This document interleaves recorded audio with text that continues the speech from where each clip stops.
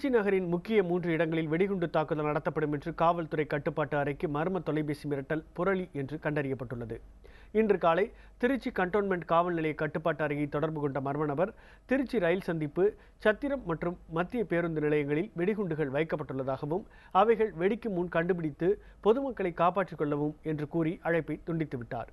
இதனைத் தொடர்ந்து சம்பந்தப்பட்ட காவல் நிலையங்களுக்கு தகவல் அளிக்கப்பட்டு காவல்துறையினர் உஷார்படுத்தப்பட்டனர். மேலும் வெடிகுண்டு நிபுணர்கள் வரவழைக்கப்பட்டு தீவிர சோதனைகள் நடத்தப்பட்டன.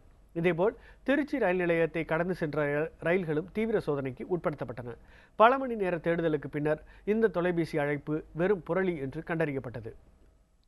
விநாயகர் சதுர்த்தி விழா நாளை கொண்டாடப்பட உள்ள நிலையில் இம்மாத இறுதியில் குஜராத் முதலமைச்சர் நரேந்திர மோடி பங்கேற்கும் பாரதிய ஜனதா கட்சியின் இளம் தாமரை மாநாடு திருச்சியில் நடைபெற உள்ள காரணத்தாலும் பாதுகாப்பு ஏற்பாடுகள் பலப்படுத்தப்பட்டுள்ளன.